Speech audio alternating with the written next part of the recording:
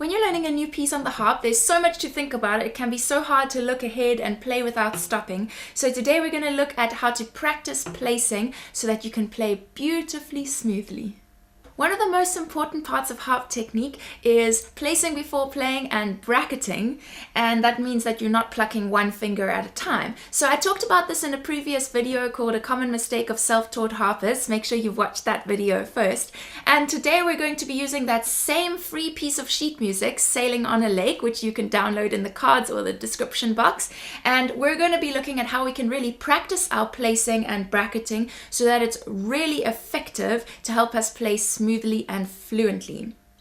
So there are a few different ways that we can practice this. It's by just practicing the placing on and off. It's by something called ghosting, and then also by practicing block chords. So we're going to look at those three different techniques of practicing and see how we can use that to make our playing more effective. When we have a piece that has a lot of bracketing in it, which is most pieces as you continue with your harp playing, it's really important to get the placing at the beginning of that bracket all at the same time. And that's actually more important to practice than just playing through the piece over and over from beginning to end. We need to get that placing all together at the same time, really effective. So the first thing I would suggest with something like Sailing on a Lake is to practice the placing all on its own. So we have these sets of arpeggios.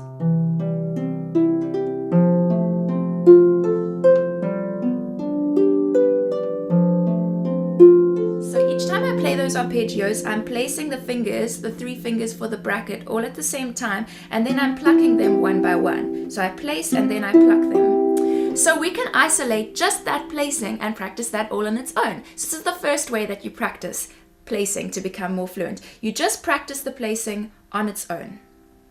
So we find that position, helpful position, a healthy hand position with the thumb up, the fingers down, and then we just come off the harp and we close the hand and we go straight back on, and we practice just like that to go straight into the position that you want your hand in. What we don't want to do is find that when we're placing, we place in a bad position and then we slide to the right position. No. We have to get rid of that habit because we want it to be quick and effective. So we need to practice going straight into that position, opening the hand and placing all the fingers at the same time. They mustn't go one by one like that. Nope, all at the same time. So we just practice that again and again with both hands.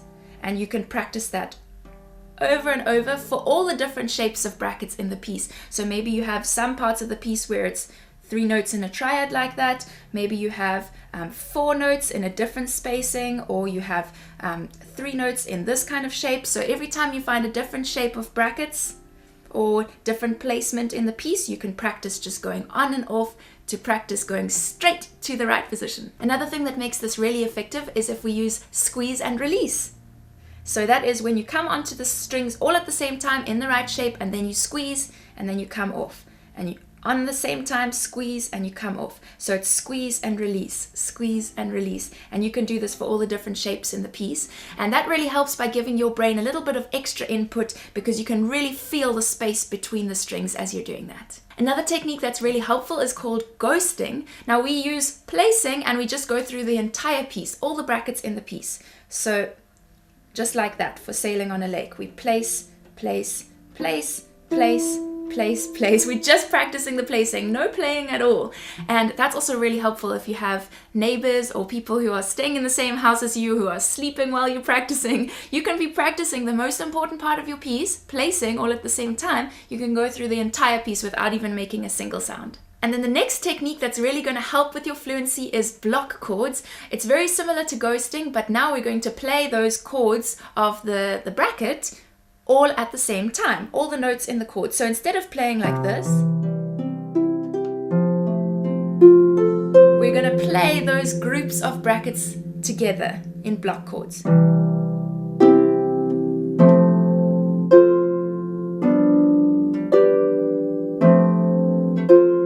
we go through the whole piece like that.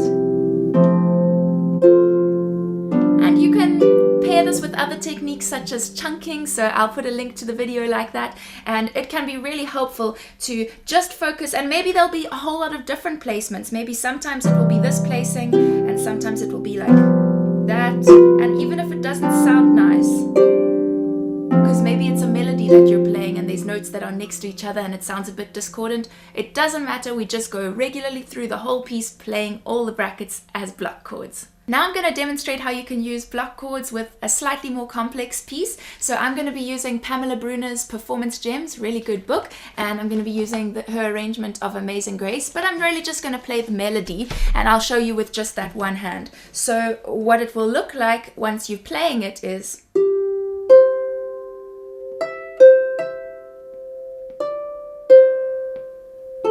So it's a melody with lots of notes next to each other.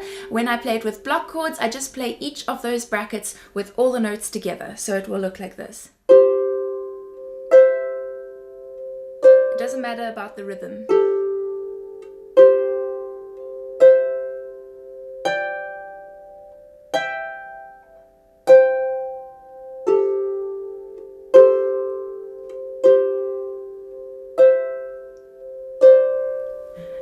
Etc.